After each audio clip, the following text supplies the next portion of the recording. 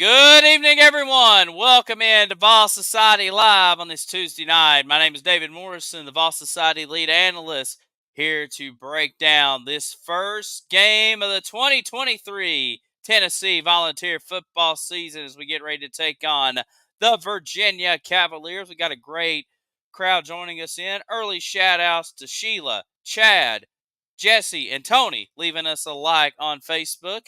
And also give a shout out to our founder, Brad's already in the chat room. It's game week, baby. You're a part of this show too, Vol fans. Wherever you're watching us on Facebook, on X, Twitter, YouTube, leave a comment. We are live. We're ready to go. It's game week. Bring them questions. Bring them comments. Tell us where you're watching us from. We're going to talk about this Tennessee-Virginia game tonight. Break it all down. Talk about the upcoming season, although we kind of talked quite a bit of that last week, but we'll kind of refresh and stuff. And like I said, this is part of your show. This is not just me rambling on. Hopefully not. And like I said, leave your comments, questions, and we'll get it going here. Like I said, it's game week.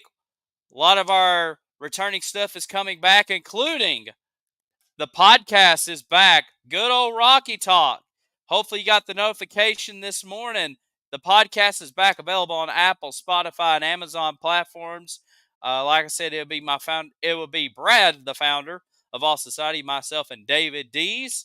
Like I said, we are breaking down each and every Tennessee ball game every week on the podcast, answering your questions. Like I said, leave your comments and your questions. We got a really cool post on our Facebook page about your favorite Tennessee memory. And like I said, we can probably read that on the podcast. David, watching us from Nashville, saying, good evening from Nashville. Good evening to you, sir. Glad you were joining us. Like I said, some good stuff coming up. All right, so we got a good crowd in here. We'll go ahead and kind of talk about this Tennessee-Virginia game right out of the gate because I know that's what a lot of people's here for. Vols and the Cavaliers gets underway this Saturday from Nashville, Vegas. 12 o'clock kickoff, 11 a.m. local time. Game will be on ABC. A couple more shots I want to read really quick. We got Kevin watching us from Maryville, and Cheryl, I hope I'm saying your name right, from Springfield. Jesse is Southeast Georgia fan, but go Vols, all right. And Chad watching us from Charlotte, North Carolina. That's where our founder Brad's from. And hello to my grandparents watching. So, yeah, floating in there. I wanted to get those in. But, yeah, Tennessee, Virginia coming up Saturday in Nashville. You know, like I said, this is a I guess you could say a pretty easy game for the most part. Virginia is a Power 5 opponent that we're playing. But we are also, this is kind of a lower tier ACC team. Man, we got a lot of comments coming in. I want to get these really quick. Jamie watching us from Cypress, Texas. Hey, shout out to there. Ethan watching us from Kuwait. God bless you, sir. Watch us from out there. Mike watching us from the cousin state, Alabama. And had a question. David said, so with Milton at the helm, who's the backup quarterback? And yeah, it's going to be Nico is going to be the backup quarterback. I'm kind of jumping all over the place here, but shout out Michael watching us from Lexington, Tennessee, home of Hot Stuff Eddie Gilbert. So yeah, I expect to see pretty much kind of a Joe Milton really playing the first half. And if Tennessee gets out to a big significant league, I expect to see Nico to come in pretty early. And I'll get to my prediction momentarily later on the show. But, kind of looking at this Virginia team, I do have a page in notes for them. And on the podcast, we really talked about Virginia towards the end of the podcast. And, Virginia's returning 3 offensive players. And they lost their quarterback, Brennan Armstrong. He's going to NC State. They did bring in a transfer themselves. Tony Muskett comes over from Monmouth. Don't know much about Monmouth and don't know much about him. John Wolford is the backup quarterback for Virginia. So if you watch the College World Series, Virginia was in there, and John Wolford was a big part of it. Reading more of your comments here. Kevin says, "It didn't redshirt him." No, right not. I think Tennessee feels very confident in getting Nico quite a bit of playing experience, a little bit this year, and then he'll be ready to go because Joe Milton will be heading off to the NFL, and then it's going to be Nico. You'll have Gaston Moore on board. Navy Schuler, not sure what kind of his status is. It seems like I've heard stuff that this will probably be his last year, and I think he's going to become a grad assistant. But that's just kind of the rumor out there. And then you're going to have Jake Merkleeker coming in. But I just really think they want to get Nico as much playing experience as they can. And then, like I said, he'll be kind of ready to go. Kind of similar to what I guess they did with Joe Milton last year. Parker watching this from Newman, Georgia. We'll be at the Tennessee-South Carolina game. Go Vols. And our founder, Brad, will be there, too, at that game. So maybe you'll run into each other. Let's see. Tim says, yeah, Nico will have a lot of play time the first 4 games. I think so. But depends on how Florida looks in that game. But, I expect to see Nico to, if Tennessee pulls out to a big lead against Virginia, Nico's going to be definitely playing. Definitely he will be playing in that Austin P game. I'm not expecting much of that, and we'll talk about the Governors next week. But, Virginia, uh, so Kevin says, you think they will play him this year? You think? Oh yeah, definitely. I expect to see Nico to play quite a bit.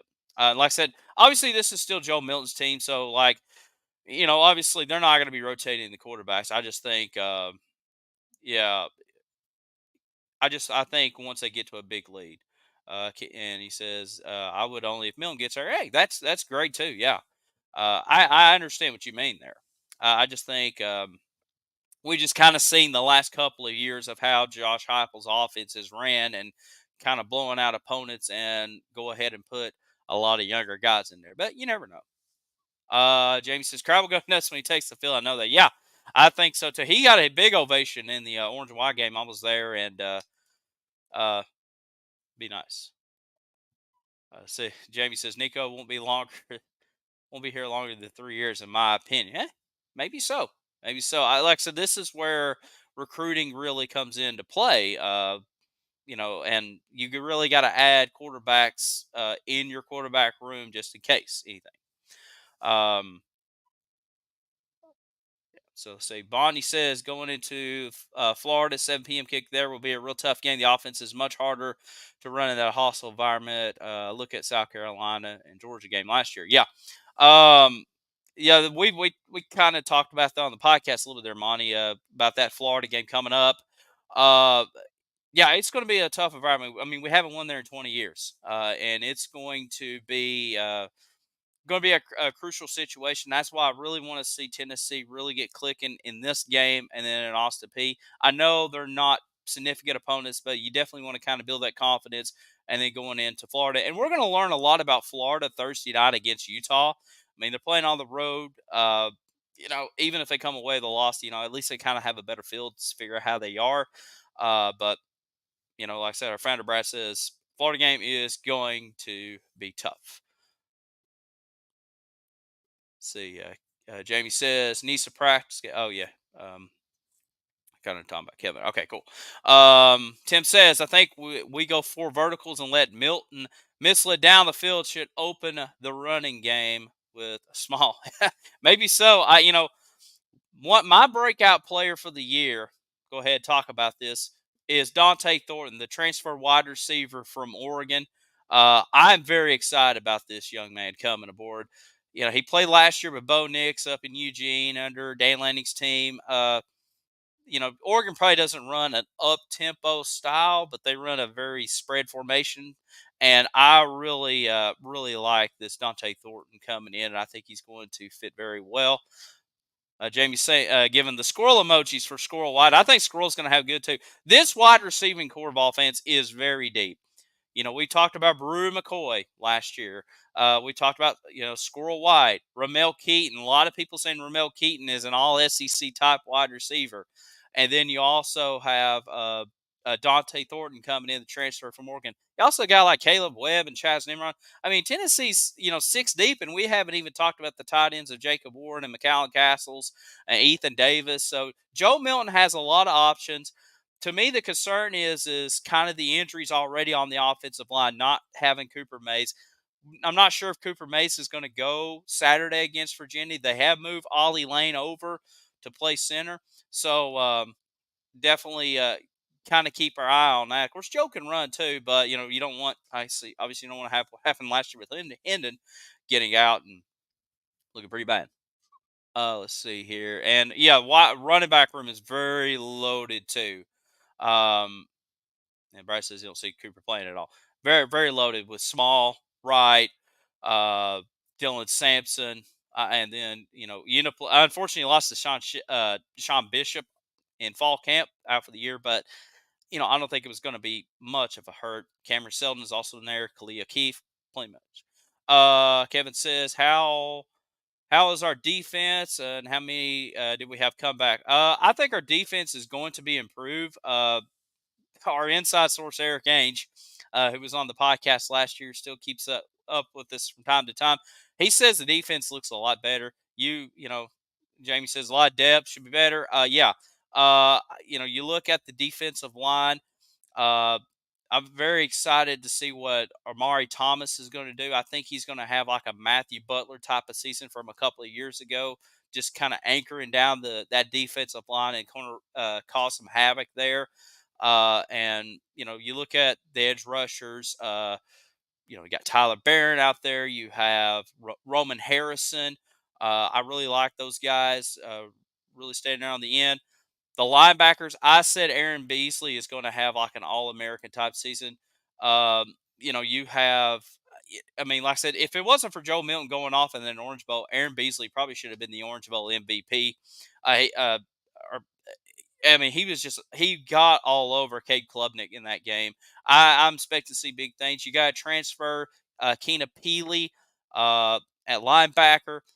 Interested to see what he could do. And then the freshman that everybody's talking about in camp is Arian Carter. Arian Carter, uh, true freshman, committed to Tennessee. Matter of fact, Nick Saban and the Crimson Tide was trying to get him to Alabama at the 11th hour, but he stuck to his guns and he says, "No, I'm coming to Tennessee." And bye-bye Saban. So we're happy to have him aboard, and I think he may obviously I think he'll be kind of very similar to Nico. He's going to see a lot of playing experience, and then build up his Tennessee run. And then the secondary is kind of the concern. A little bit with Tank McCullough coming back at safety, which he's the most experienced. You do bring in another transfer, BYU transfer, and Gabe Judy Lolly at one of the corners. Danico Slaughter's locked in at the other corner. And then Tamarian McDonald playing the star, and just kind of all over the place. Wesley Walker, Warren Burrell, Brandon Turnage, Andre Turreton, Kamal Haddon. So there is some experience and depth. It's just kind of, can they get their stuff together and get back playing? Kevin said, first time watching. Hey, thank you, Kevin. JB said Beasley's the beast. He is going to be a beast, as Brad says, and I will echo that back. Let's see what else. Let's see. Oh, Bonnie was saying Joe has more physical ability to take the next step. He's absolutely has all the tools, but he cannot tiptoe around when it comes to third and short. Yeah, I think so. And I think that's kind of the concern also with Joe Milton is just like I said, third and short, and the accuracy. We kind of saw it. A couple of years ago, he looked better against Vanderbilt and looked better in the Orange Bowl. Uh, we know he's got the deep arm. It's just going to be, when it comes to the easier passes, if you will. Let's see here. I saw something else, and they could cover that out. Bryce telling people to check out the podcast. So yeah, absolutely, yeah. Also, leave your score predictions. What you think? Like I said, I'm going to reveal that. Kind of quiet now in the chat room there, but hey, keep it coming, guys. Kevin saying 45-7, the final. All right, yeah. Kind of looking at what I think a strength for Virginia is going to be that we do need to kind of watch out for. Offensively, I think or offensively for them, I should say, I think they're going to be running the ball quite a bit, especially kind of a younger quarterback or a younger in terms of Virginia inexperienced quarterback and Tony Muskett coming aboard. So I expect them to see run the ball quite a bit. They got a transfer coming in from Clemson named Kobe Pace for them. Defensively, I think a strength for them is the defensive line. So we talked about the injuries on the offensive line. I think Virginia's strength of the whole team is their defensive line. So this is where Joe Milton really needs to be aware of that edge rusher and blitz packages coming aboard. John Rosinski is their defensive coordinator, pretty good defensive coordinator in his own right. And I know that he's been waiting all year or waiting all offseason trying to figure out how to stop Joe Milton. But I think at the end of the day, I think the talent is going to uh, prevail. Ethan says, "Oh, they're without their top pass rusher though," so it's just kind of continues to struggle with Virginia. Jared Wright, our buddy, says 42-14 Vols. Yeah. Okay. Jamie says talk about the about Tate McCullough and kind of off the field issues there. Let's see here. Ethan says 45-14. Tim says I think the first game will put up 50 against Virginia. Let's see if I think that too. There's a 45-18 from Sherrill. Brad's talking a voice of the Mutiny County Cherokees, Jared Wright. Yeah. Continue to keep it coming here on this. This is probably the most we've had chat wise since the Orange Bowl. Yeah, you guys are doing awesome. I mean, I had my new notes going, but I much rather do this. Keep it coming. Yeah, so we'll see what kind of happens. I think for the most part, I'm not expecting much. Since might as well, I'll go ahead and reveal my predictions since everybody's talking about it. Here's what I'm thinking. And if you listen to the podcast, I'm going Tennessee 50, Virginia 10. That's where I'm going with on Saturday. No, Ray County. Gotcha. From Ethan. So that's where I'm going with. I'm going 50-10. I expect Tennessee. I wouldn't say vanilla their offense much, but I think they're going to probably show out a little bit, and like I said, really show off Joe Milton, really show off this wide receiving core.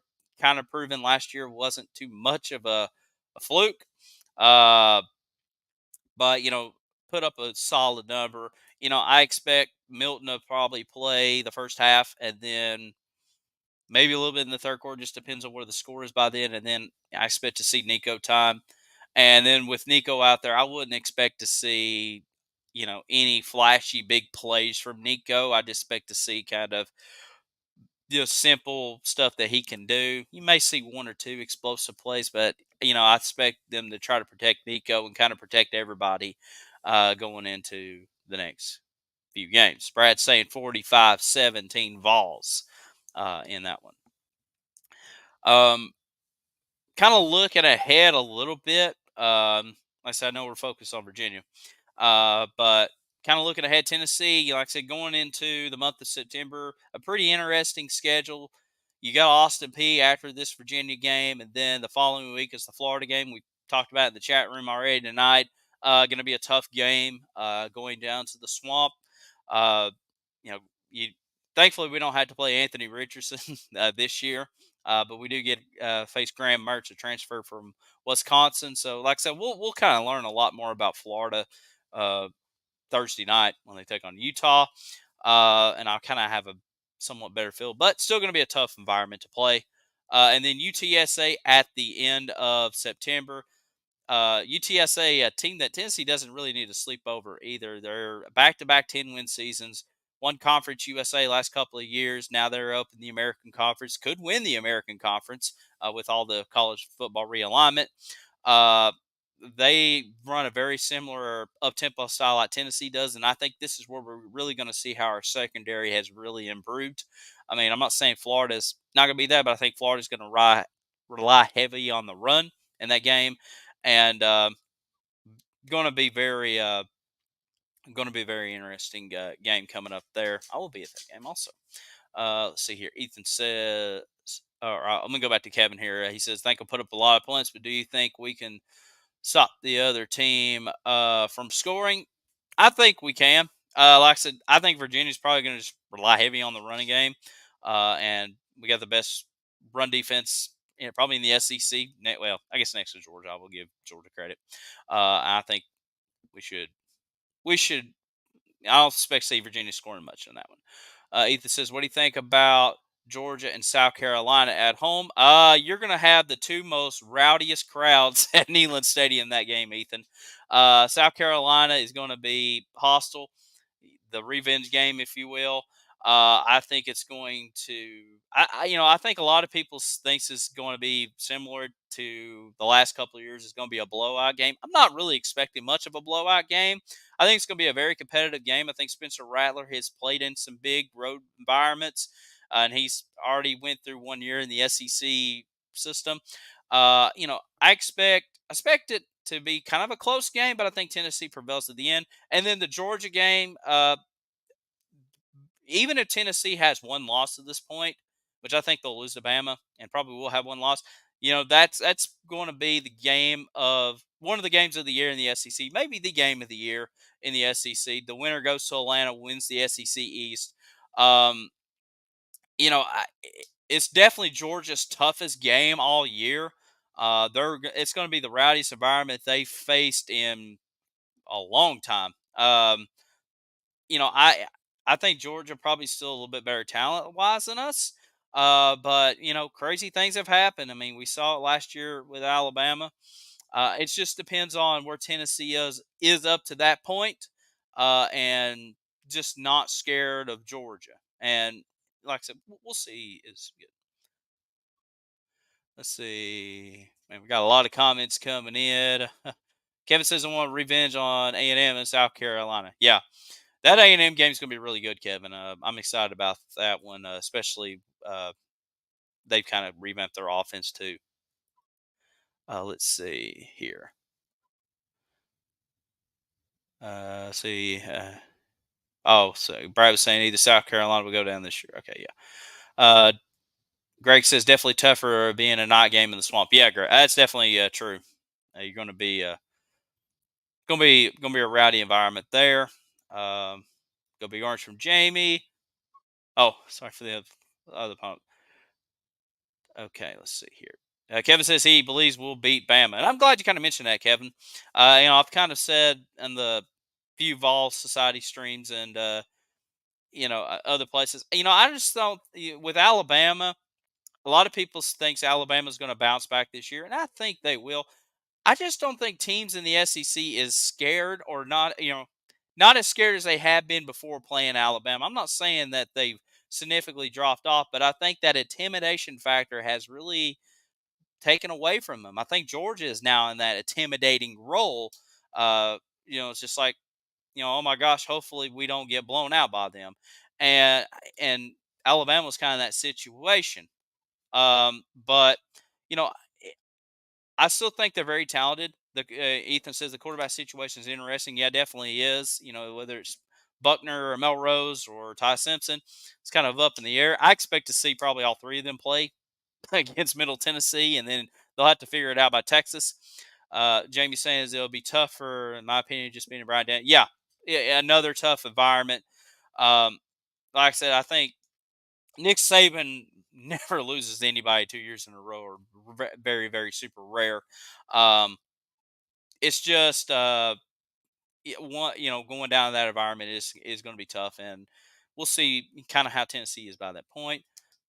Kevin says, I believe we will win the East and the SEC championship. That's a big, big statement, Kevin. And I like your optimism, my buddy. Miss K, the Vols Society mom saying, doing a great job, boys. Mom and dad, Frank are proud of you guys. Go Vols. Go Vols, Miss K. Thank you for joining us. Yeah. Go back to Jamie's comment. South Carolina game is going to break eardrums. Yeah, it is going to be loud. It's going to be a bunch of rowdy Vol fans on a Saturday, whether it's a day game or a night game. And even if it's a noon game, I think it's still going to be a very raucous crowd. Greg says South Carolina and Kentucky are pumped and high on their chances this year against us. Well, yeah, I think a lot of teams in the SEC East are kind of feeling that way. Maybe outside of Vanderbilt and Missouri, it feels like everybody thinks they're going to win the East, even though Georgia's back-to-back national championships. And of course, I guess we're kind of in that category too. That Kentucky game, Greg. The week after we play Alabama, we go to Kentucky. That's a very tough back-to-back road game trip there. Like I said, I think Tennessee will split those games. But it's going to be interesting. I think Kentucky's better. Even though I'm a Titans fan, I'm supposed to support Will Levis. But Devin Leary, that's coming in from NC State coming into Kentucky from NC State, he's better than Will Levis, and they picked up a lot of big players in the transfer portal. Ray Davis comes over from Vanderbilt, pretty underrated running back, kind of one of the few bright spots on that Commodores team last year. He's now at Kentucky, so it's going to be a tough game down there. It's going to be another tough environment. Let's see. Jamie says Kentucky will be the better of the two, but we will still win. I believe that, Jamie. It wouldn't shock me if that game kind of like goes into overtime and we're kind of like biting our nails at the end. But I think the Vols know how to overcome and win, and we sealed that up last year. Ethan says, I believe we are all overlooking. We are all overlooking A&M. Jimbo Fisher is recruiting good. Yeah. I think with A&M last year, just totally shocked everyone. Preseason top 5 and ended up not making a bowl game. And now Jimbo Fisher has brought in Bobby Petrino, who used to coach at Arkansas and Louisville and every other program in the world. He's now running the offense at Texas A&M. I think this A&M team is going to significantly improve. It wouldn't shock me if it's a very similar game to the Ole Miss game a couple of years ago. Now, granted, obviously, we're not going to be throwing mustard bottles and golf balls at Jimbo because that was more of just a Lane Kiffin thing. But I expected to see a very similar situation with Ole Miss, just kind of back and forth and a lot of physicality in that game and some offensive firepower, if you will. Kevin said it would be a tough game. Is that game home? Yes. Yeah, that game will be home. That is the week after we play South Carolina. So, yeah, if I remember the schedule correctly, South Carolina and Texas A&M are back-to-back home games. So, like, the last week of September and the first week of October. Let's see here. Greg says, it seems Stoops stumbles against us no matter what. Yeah, we've definitely got Mark Stoops' number. Yeah, he's got a win or two against us in his tenure, but it's kind of a similar situation when I'll use Philip Former. And by the way, get well soon, Philip Former, covering AUT Hospital. I think he may be out by now. But it's kind of a similar situation. Like Former could never beat Florida. And, an Alabama. It's like there's just certain coaches that just can never get over that hump over one team. And Stoops, I think, at Kentucky, he's finally, it took forever for Kentucky to beat Florida. Now they finally kind of got Florida's number the last few years. But it's always when they get to Tennessee, they just kind of fall flat on their face. And many times going to Neyland, yeah, they won during the COVID season, but they ride a lot of momentum and going into Neyland, just come away with a loss. And then last year, the dark mode game against us and just completely got ran out of the stadium. It was over in the first quarter, so it just seems that way. Let's see. Thought we had a bye before that one. Maybe I'm wrong. Yeah, I'm trying to remember off the top of my head, Jamie. I know there's a bye week somewhere in there.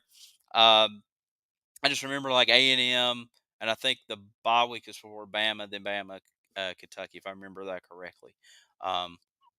Let's see here. Brad's saying, let's hear everyone's season records. How many wins are we getting this year? I'm saying 10-2. I think we do lose to Georgia at home, and then we lose on the road to Alabama, and I think we get some close wins. Kevin says, yeah, hopefully for a speedy recovery for Philip Former. He lives in Maryville. Jamie says all of them. Yeah. Okay, Grace confirming we do have a bye between South Carolina and Texas A&M. Okay, thank you very much.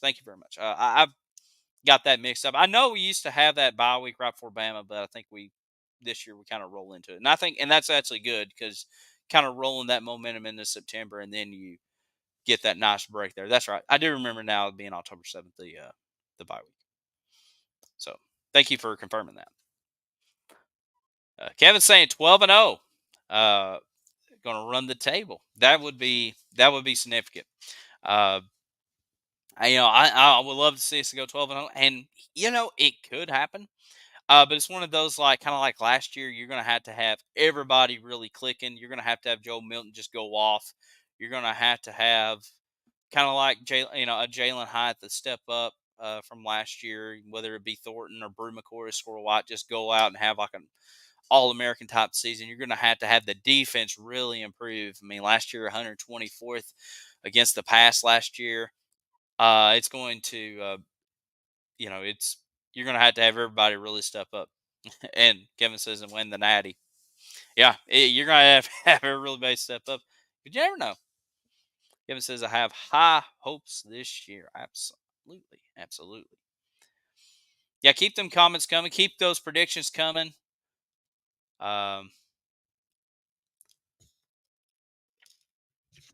Excuse me. Like I do every year. Hey, that's all. Hey, there's nothing wrong with that. Miss K saying Tennessee 37, Virginia 14 on Saturday in Nashville. Yeah, I'm not expecting much from this game. I will go ahead and mention this. We talked about this on the podcast today, or it dropped today.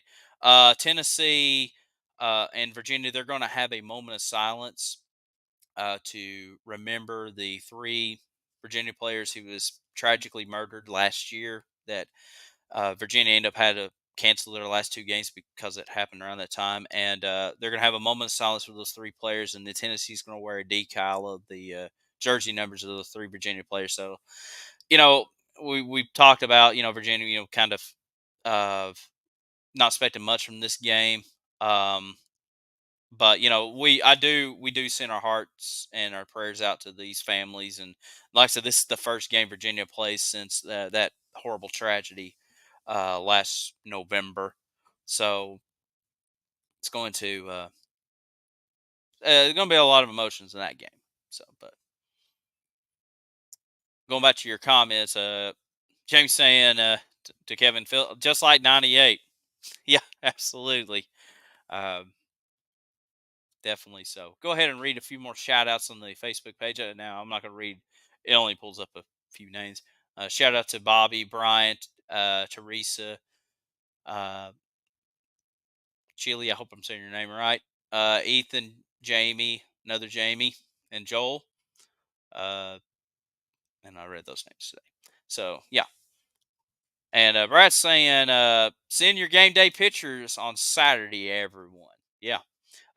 We are all going to be the Vols Society or the Good Old Rocky Talk crew is going to be watching the game at Mr. D's house located in Southeast Tennessee. So we're going to be watching the game together, and I'm sure we'll bring some content from there. And like I said, we're going to be really ramping up our coverage. We shared the Josh Heupel press conference on Monday. We'll try to do that whenever that happens. It's usually around 12 o'clock, 12:15, and we usually share that out as soon as he's done, so ball fans can check that out. We got this show every Tuesday night, 8 o'clock. We got a great crowd tonight, and a lot of comments. So continue that up. We meet here, just me and us, Ball Society, every Tuesday night at 8 o'clock. Right here on the social media pages. Good Old Rocky Talk, the podcast launches on Tuesday. And then on Thursday at 12 o'clock right here, I have a little like quick, less than 10-minute preview of the whole weekend, college football weekend, called Tailgate Thursday. It's just kind of rapid fire previews of every game, or well, not every game, but select games throughout the college football weekend. So a lot of content coming aboard. We're going to be going to several games. We're going to be bringing you content. Brad's going to go to that South Carolina game. I will be at right now UTSA and Texas A&M. So I'll try to bring some content there and a lot of cool stuff. Going back to your comments, Kevin says, how many game day appearances do you think we'll have? I thought it was SEC next. Oh, okay. As far as game day goes, I think maybe one. And it'll probably be that Georgia Tennessee game. If even if Tennessee with the one loss and Georgia goes undefeated, I think you could see game day there. Uh, SEC Nation's kind of harder to pick because they pick the most random games. I think SEC Nation's actually going to be in Nashville on Saturday, if I'm not mistaken. So they're a little bit more harder to predict when they're going to be there. Because they try to hit all the campuses all season, and they just kind of pick the most random game to show up to. But it's what it is. But yeah, definitely so. Continuing those comments and questions, your predictions, score predictions, season predictions, a lot of cool stuff. Ethan says, let's face it, Colorado was winning it all. Yeah, absolutely. Prime Time's going to get that prime national championship. Okay, Greg's confirming they will be in Nashville for SEC Nation. Dwayne, what's up, David? Go Vols. Good to see you, Dwayne. Dwayne's been on several of our shows before. Good to see you back. Hope you're ready for the season. Yeah, going back to that, yeah, Colorado, as far as Dion goes, I'm not expecting much from Colorado this year. They got a tough one they got a tough one against TCU in week 1. It's going to take us some time for Dion to kind of get going, but we'll see how it goes. Yeah, we'll just see how it goes. Continue those comments and questions. Brad saying Dwayne in the house. Absolutely. Love Dwayne coming on here. Jamie says, got to give Pride Time some time. Yeah. Yeah. I mean, he completely revamped that whole team. I mean, he brought Travis Hunter, at one time was going to go to Florida State, the number 1 high school player, and ended up going to Jackson State. Of course, his son was down there, and then pretty much that entire Jackson State team's now at Colorado. Shamir Sanders is the quarterback, and former Vol quarterback JT Shrout. He was at Tennessee, went to Colorado. Now he's going to go play for Coach Lyle at Arkansas State. So, yeah. Kevin says he believes he will beat TCU. That would be a big time upset. I mean, you never know. I mean, week 1, you just never know what you're going to kind of expect. You could usually kind of have one crazy upset every year. He says, look at Jackson and say, yeah, he took a big time, or took a big time turnaround. We lost a good recruit to him, didn't we? I think so. I kind of remember, Jamie, who we may have lost. Who lost it? I know. Can't remember honestly. I know Boo Carter, who plays for Bradley Central, who's now committed to the Vols. I know he was in that final 3 with like Colorado, Michigan, and Tennessee, and of course he chose the right team, went to the Vols. And by the way, I saw Boo Carter a couple weeks ago in Athens as Bradley Central took on, almost 2 weeks ago now, as Bradley Central took on McMinn County. And Boo Carter's the real deal. Hopefully you saw that video trended, and we hadn't posted it on Ball Society, but that nice run he had against the McMinn County Cherokees just took it to the house. So to who talking about Boo Carter there, Kevin? He was a finalist. He was a finalist to Tennessee and Colorado, and Michigan. Yeah, Boo Carter and Caleb Martin. Yeah, Caleb Martin's a really good quarterback. I think he's going to Miami of Ohio. Jamie says Boo's a great recruiter. Yeah, absolutely. Dwayne said, "Oh yeah." Jerry says he's got to keep his attitude check. Yeah, there's a lot of interesting stuff in that game. I'll just say that Jared saw that front and center, kind of along with me. Dwayne says Tennessee. I'll go on record, and it'll be 11-1 and playoff bound. Let's go Volunteers. So 11-1 for Dwayne. Be interesting to see who he picks for the one loss. I think I have an idea who he may go with. We'll see what he says. Ethan says Caleb Martin is. I talked to him yesterday, and he may open back up. He will get more opportunity at Bradley than Ray. Oh, that's right. He did play for Ray. Thanks for confirming that, Ethan. Boo is full of attitude. All good so far. Yeah, absolutely. Um, that would be interesting if he does open back up, but we'll see how it goes. Kind of thinking about that, Ethan. Uh, Kevin says, "Why not 12-0? Why not?" I think it's going to be. I think it's going to be. Like I said, it's going to be interesting to see. It's just so hard to win. Uh, Going undefeated in the SEC. I know it's been done before, but it takes a lot of just good plays going your way and some luck thrown in there, I guess. Uh, even Georgia, it's going to be tough for them to kind of go to a three-peat. I don't really do playoff predictions, but I kind of I could see a scenario where I could probably, if Georgia's going to take a loss this year, it will probably, I can see them like losing in Atlanta to like an LSU or an Alabama, or maybe end up getting upset in the playoff to, I don't want to say Michigan. Um, yeah, I mean, like probably one of the SEC West teams like Bama or LSU. I can probably see Georgia take their first loss in a long time. You know, like I just don't really see any other team in the nation to kind of give Georgia that first loss. Let's see. Ethan says the SEC is harder than ever. It would be a miracle to go undefeated. It could be. I mean, with just the way college football's changed and the transfer portals, players coming in and out, grabbing talent and recruiting and just the development of players. I mean, it's tough. And I think Oklahoma and Texas is going to learn that uh, right out of the gate 2024 of how, welcome to big boy football. Definitely so. Let's see here. Brad says, I'm leaning towards a Bama loss and we win the rest. Wow. So he thinks we could, he thinks we'll beat Georgia at home. That is big time statement. Kevin says, I know it's hard to win every game, but why can't we do it with the team we have? I mean, I think we can, Kevin. I just think, um, yeah, I think we can. It's just, we've got the talent, got the resources, and everything. It's just, everything's got to go your way, and everybody's really got to get clicking on all cylinders.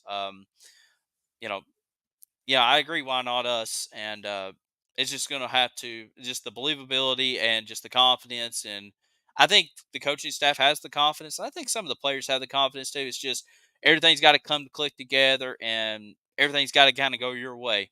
Kind of like a '98. Just you had a lot of luck kind of went your way too.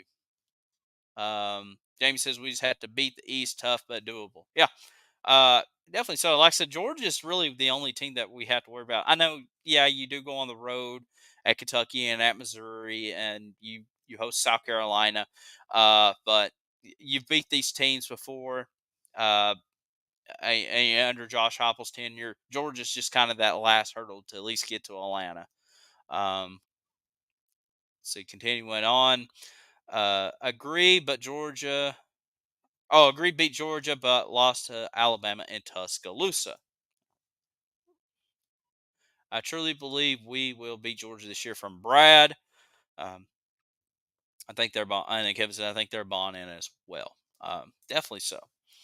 I think if Tennessee, I will say this, Kevin. I think if Tennessee's going to win a national championship, it's going to happen in the next either the next year or the next 5 years. Like I said, just the way the program is trending. We'll see how long Georgia stays on top. Um, I think and you got some good players coming in, and just everything kind of clicking together. I think if you say this year, I definitely think the possibility is high in the next 5 years in this program. And he said, "Do you think the tempo will be the same?" I think so too. We've kind of seen the last couple of years defenses have slowed down. I know they've changed the rules a little bit with the clock continuing to run on first down and a step under 2 minutes to go, which kind of watching some of them week zero games, I really didn't notice much of a difference in that. Maybe, you're going to have more close finishes and better opportunities, but,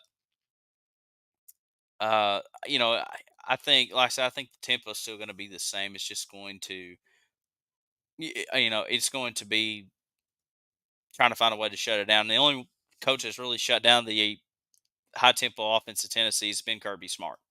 Other teams have struggled, even Saban last year. Let's see here. But we have to pay our coach so they don't leave. Yeah, and I think Heupel's in to stay there, Ethan. Uh, Brett says he would lose his mind if we win a natty again. Kevin says I thought last year, but this year I believe will be special. Uh, yeah, keeping hype. Okay. Gregory says, "Evening, David and Vol fans, new listener. Hey, welcome aboard the Vol Society, Gregory. Thank you for joining us tonight. I appreciate it. Uh, yeah, I really truly believe that." Brad said they will bring in the bricks trucks for the coaches if we keep winning. Yeah, definitely so. We talked. One of the questions we talked about on the podcast was about Alice Golish. Do you think there'll be a drop off uh, in the offense with him not being there? And we all unanimously agree we don't see a significant drop. Not saying Alex Golish was a problem. He definitely was a great asset to us, and that's why South Florida picked him up to become as the head coach. But I still think Josh Heupel still has his fingerprints on this offense, and he's going to. And his inner circle he has the people he will believe that will help them uh, get the wins he needs and get the program in the right direction he needs. I mentioned Mackenzie Melton as an offensive analyst. He was Josh Heupel's quarterback just a few years ago, UCF. Still a young mind, but that's a name you can probably see in the coaching ranks coming up in the next few years. Maybe still at Tennessee. Let's see. Same, especially since right there. Grace says, "Are y'all pumped about the season as I am?" Yes, absolutely, absolutely, Gregory. We're ready to go this Saturday and make a big run this year. I'm excited. I think this season. I know with a lot of changes in college football and some of the views I don't agree with, but another discussion for another day. But really, just if you look at just the uh, just the overall teams in college football and like who could get to the playoffs.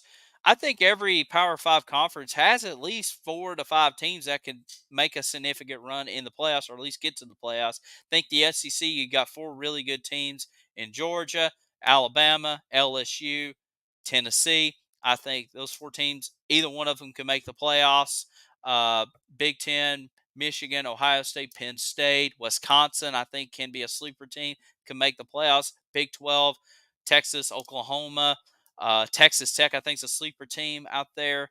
Uh, Baylor could make it, TCU could make it, and then the Pac-12, USC, Oregon, Washington, maybe an Oregon State. Like I said, I think there are some great teams that, like I said, can make a run in the playoffs, and I think this can be a very competitive college football season. I know it's all going to blow up next year when everybody's moving, but really, I'm excited about this 2023 season. I'm just so thankful Tennessee's a part of that mix and not just. Um, oh well, maybe we can do something kind of like in years past. I mean, we're right in the thick of things. We're right there at the big boy table. Let's see here. What's the hype surrounding LSU from Ethan?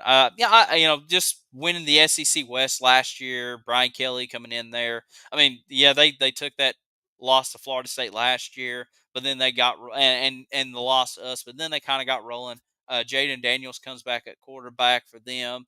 They got one of the best defensive players in the nation, Harold Perkins Jr. I really think LSU can be right in the thick of things. It's definitely going to come down. That Alabama LSU game, which I believe is in Tuscaloosa this year, definitely is going to be your contender in the West. And then Georgia and Tennessee and Knoxville is definitely going to be the contender in the East. And then, we'll see how all these records have kind of played out.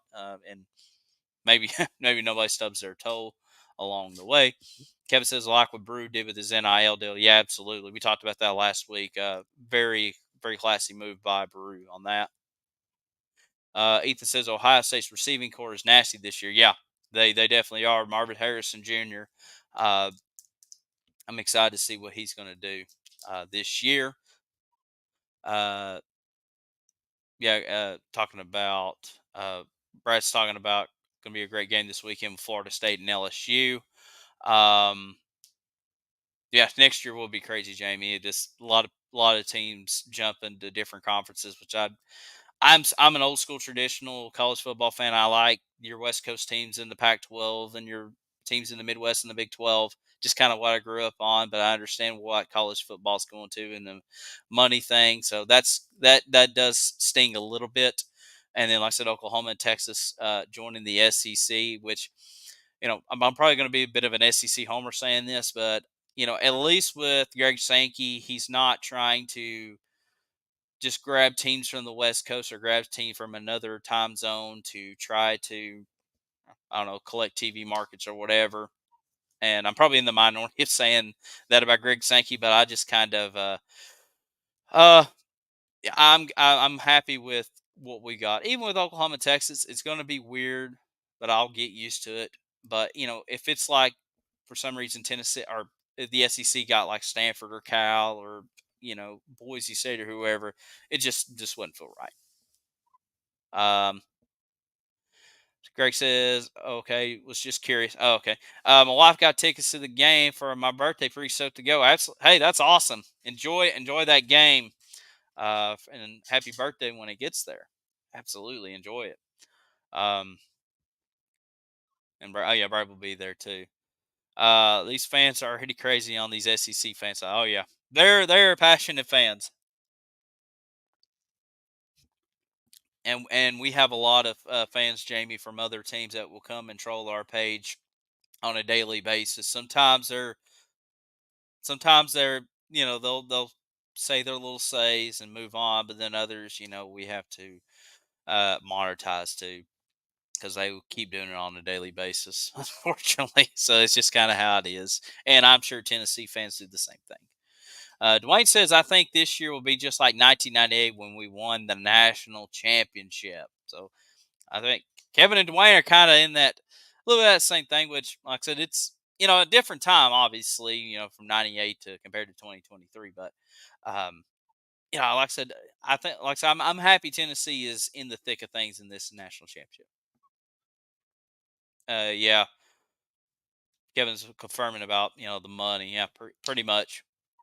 Money and TV is kind of the driving force of the changes in college football. And even with and I guess I'm going to just go ahead and talk about the Big Ten. The Big Ten adding like Washington and Oregon and USC, UCLA, they have a very like NFL mentality to them. They got teams kind of all over the place in different time zones. Their new TV schedule, which starts this weekend, you have they're planning on doing a game at noon on Fox and a 3:30 game on CBS, which breaks my heart to see that. And then a primetime game on NBC, which is very an NFL style TV day, if you will, kind of like Sunday Night Football on NBC. Um, it's a very pro football mindset, in my opinion. I mean, yeah, it's college football and stuff, but it's just it feels very NFL light to them. And I would even say the same thing about the Big 12 to a certain degrees, and you know, uh, and I guess even the ACC if they're talking about bringing Stanford and Cal aboard, which I would not even touch them. But anyways, yeah. Uh, Ethan says in different time zones, I'm 7 hours ahead, and it's going to be struggle watching games. Yeah, I know it. I had a cousin. Well, he's still in the Coast Guard, but he was stationed in Cordova, Alaska, a few years ago. And he would when Tennessee was playing at noon, he would have to get up by 8 o'clock to watch them. Uh, definitely, it's definitely different. Gregory says, "What do you think about Joe Milton?" I'm excited about what Joe Milton can do. I think he's got a great supporting cast around him. A little concerned with the offensive line with some of the recent injuries, but I think Joe's just very talented, one of the most athletic guys on the team.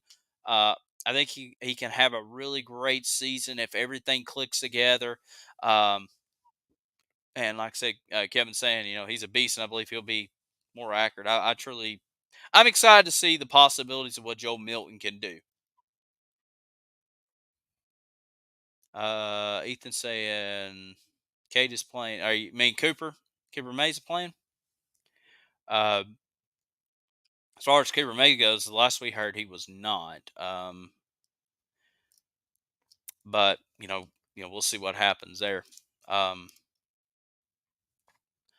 right, yeah, Brad's saying rumor has it he has improved big time. He is going to be just fine.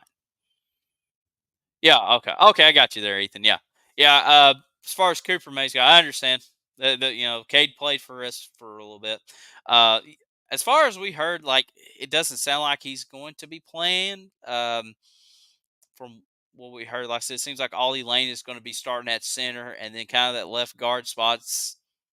It could be like Dane Davis out there. It could be uh, Crawford out there at left guard. So it's just kind of all over the place. And even when Tennessee released their depth chart, they were kind of very cryptic. It was like even at left tackle, it's like, well, it could be John Campbell or Gerald Mincey, and then at left guard, oh, it could be Spraggins, it could be Dane Davis, it can be this guy. Same thing at the center position. So it was just like they're kind of really don't know what they're kind of doing on the offensive line. I mean, I like the talent we got, and I'm feel confident with anybody playing. Hopefully, Dane Davis stays healthy. Goodness, he always gets hurt every time he plays, but I feel like Cooper Mays is a big key factor, and Jamie mentions hopefully Cooper will be back by the Florida game. I agree there. I think you definitely by that Florida game need to have your offensive line settled in and ready to go, rock and roll. So Gary says thanks as well. If he can run as good as he throws, he's going to be dangerous. Yeah, yeah, definitely so. Talking about Joe Milton there. Um, yeah, Joe Milton he's got a very like Cam Newton mechanics. I mean, he's got all the tools. It's just uh, put it in the got to get it in the toolbox. And I was talking to a Michigan fan at work this week, last week, whenever, and he saw Joe Milton plays, and I know he didn't have the best run in Michigan, but he really liked everything, all his athleticism, and like I said, he had all the tools. It's just putting it all together. So, and we'll see what he will do, what he can do. I mean, this is his team too, and Dee's brought this up in the podcast. I believe is in the podcast. Like a couple of years ago, we heard about Joe Milton and kind of winning the starting job, and it was still kind of up in the air who was going to be the quarterback. And even Harrison Bailey, we all thought Harrison Bailey was going to start at quarterback, and that didn't happen. And then last year, it was Hendon Hooker's team up until the near end of South Carolina. I think now Joe Milton realizes he's the guy. Nico is a good talent to have at backup, but he's a true freshman. I think this is definitely his team to go. Let's see here. Uh, Kevin says, "All right, buddy, goodbye to you. I'll keep an eye out when you go live." Thank you, Kevin, for joining us. Appreciate it. Thank you for those comments, and go Big Orange to you too. Um, Greg says that's what happened. That's what I hope this Virginia game shows us the most is Milton is completely different and ready to roll. I think so too. I agree. Uh, Definitely, I'm very interested to see how they really use him in this Virginia game. I think the Orange Bowl brought a lot of confidence to Vol fans. I mean, I even remember back before the Orange Bowl thinking, "Oh man, we got through Vanderbilt, but is Joe Milton really ready to step up to play this Clemson team? Clemson's got a pretty good defense, and I was completely wrong." And thank you, Kevin. Uh, but thankfully that proved me wrong, and I think I feel more confident about Joe Milton after seeing what he did in the Orange Bowl going into the season. I know that Orange Bowl game was several months ago, and you know, completely different team, but I feel very confident, and especially you didn't even have Jalen High in that Orange Bowl game, so you kind of got a preview of that 2023 season back in December when we played. January, December. Yeah, it was December. So definitely so. Dwayne says 100% agreed in that one. Any other questions? Well, we went over an hour tonight. I was not expecting to go an hour for a Virginia preview, but telling you what, y'all have really blown up the comments tonight. Done a fantastic job. A lot of likes and viewerships and stuff. Been very fantastic. Like I said, I had all these notes ready to go about Virginia, but didn't have to use too much of them tonight, and that's okay. This is your show too, and like I said, if you can get me to kind of shut up and not ramble on, y'all done your job, and continue to bring that every week.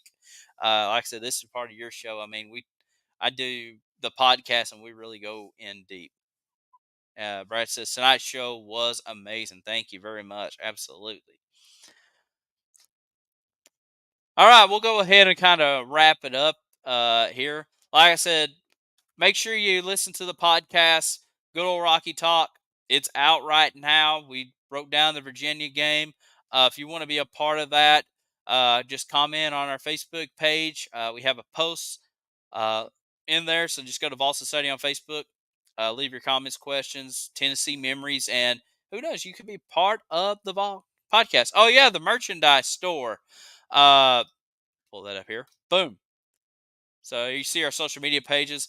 The merchandise store, our Vol Society store, there's the website, vol/society.myshopify.com. We have t-shirts, we got hoodies, we've got hats, backpacks, cell phone cases, whatever you need. It's all part on that. And oh yeah, Brad says the shop now button is on our Facebook page. Awesome. Thank you very much. I'm going to read Ronnie's question really quick. With the wide receiver room stack and the running back room, that takes a lot of pressure off Joe. Looking forward to a great season. Go Big Orange. Okay. Yeah, I agree there. Like I said, the talent is there. I'm excited about what we got returning back to the thing. Uh, so yeah, glad to mention the merchandise store. There's the social media pages. Thursday, Tailgate Thursday at 12 noon. A quick 7-minute preview of me, pre-recorded, previewing the games coming up this weekend. All three of us will be watching the game live. We're going to be kind of checking in on the Vol fans and see how y'all enjoying the game. Hopefully, it's a Vol win. I think it will be a Vol win. And like I said, next Monday we'll have Josh Heupel's press conference. We'll share that video out on our social media pages, so you can kind of watch along. If we can remember. And then next Tuesday night, we'll be back here on Vol Society Live. Please bring that energy. Please bring your questions, your comments. This is your show. This is not just my show. This is a part of the show where you can be heard live across the internet, having a good time talking about Tennessee football. Y'all really brought it, and I appreciate each and every one of you. Like I said, it's game week. We are 4 days away until it's football time in Tennessee. We're still doing the countdown to kickoff every day on our Facebook page, is showing some VFLs that I can remember. I know I've missed several along the way, but I try to remember what I can early in the morning. But yeah, it's game day. Miss K says, "You the man." Thank you very much. And we'll talk to y'all this week right across our Vol Society social media platforms. Until next week, this is David Morrison saying, have a great night. It's game day, and go Vols.